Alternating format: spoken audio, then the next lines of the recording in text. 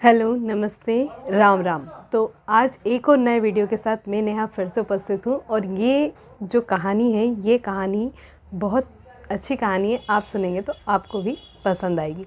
तो चलिए शुरू करते हैं आज की कहानी। आज की कहानी का शीर्षक है अवगुण। तो इस कहानी में एक जो युवक है वो ये मानता है कि मैं बहुत बुरे काम करता हूँ, मेरे जो कार्य हैं वो बहुत बुरे काम हैं, मैं लोगों को बहुत दुख देने का काम करता हूँ। तो वो एक संत महात्मा के पास जाता है और वो बोलता है कि प्रभु मैं बहुत बुरा इंसान हूँ और मैं काफ़ी तुच्छ और निम्न प्रकार के कार्य करता हूँ, इसलिए मुझे कुछ उपदेश ऐसा दे दीजिए कि मेरा जीवन सार्थक हो जाए, मेरा जीवन तर जाए। मैंने अभी तक अपने जीवन में कोई भी अच्छे काम नहीं किए हैं।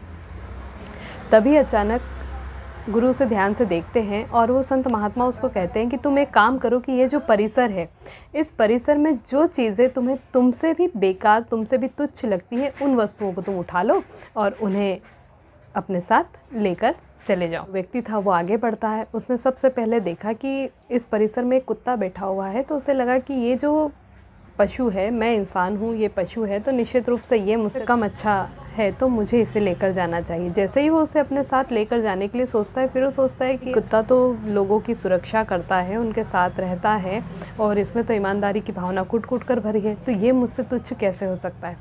फिर वो व्यक्ति और आगे बढ़ता है। जब वो और आगे बढ़ता है तो उसे कांटे की झाड़ी दिखाई देती, तो वो सोचता है क्यों ना ये जो कांटे की झाड़ी है इसे मैं अपने साथ ले जाऊँ। जब वो उसे उठाने लगता है तो फिर उसे ध्यान में आता है कि ये कांटे की झाड़ी बेकार कैसे हो सकती है। सिर्फ इसमें कांटे हैं इसलिए मैं इसे बेकार तो नहीं समझ सकता। भाई इससे तो लोग अपने खेत के आसपास, अपने घर के आसपास बागड़ बनाते हैं, सुरक्षा के काम में आती है, तो ये भी मुझसे तुच्छ नहीं हो सकती। मैं किसी की सुरक्षा के लिए आज तक मैंने कुछ नहीं किया। वो व्यक्ति और आगे बढ़ता है। फिर उसे गोबर दिखाई देता है। वो सोचता है कि हाँ, ये तो मुझसे भी बेकार चीज़ है, ये किसी काम की वस्तु नहीं है, इस गोबर को ही मैं उठा लेता हूँ। जैसे ही वो गोबर को उठाने लगता है तो उसे लगता है कि भाई ये गोबर तो घरों को लीपने के काम में आता है, लोग इससे कंडे बनाते हैं, ईंधन के रूप में काम में आता है, तो ये तुच्छ कैसे हो सकता है, ये भी तो उपयोगी ही हुआ। ऐसे सोचते सोचते जब भी वो किसी वस्तु के पास जाता, उसकी कोई ना कोई उपयोगी चीज़ उसे समझ में आती। अब वो थक हार कर वापस महात्मा के पास आया कि हे प्रभु, मैंने इतनी मेहनत करी, सब कुछ देखा, लेकिन मुझे हर वस्तु में कुछ न कुछ एक ऐसा बिंदु नज़र आया कि वो उपयोगी है। तो गुरुजी ने उसको कहा कि ठीक है, तुम्हें इसमें से कोई भी वस्तु ऐसी नहीं लगी जो तुमसे भी ज़्यादा तुच्छ हो? तो उसने कहा कि नहीं, मुझे ऐसा कुछ भी दिखाई नहीं दिया जो मुझसे भी ज़्यादा तुच्छ हो, मुझसे भी ज़्यादा बेकार हो। तो संत महात्मा ने उससे कहा कि आज से तुम मेरे शिष्य बन जाओ और तुम मेरे साथ ही रहो।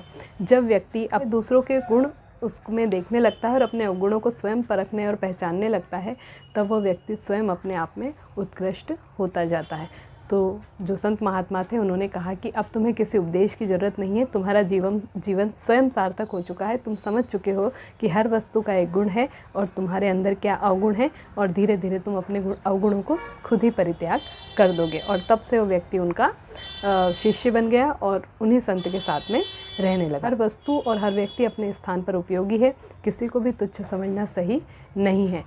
ज़रूरी है कि पहले हम अपने अंदर झाँकें और अपने अवगुणों को पहचाने। तो ये थी आज की कहानी अवगुण।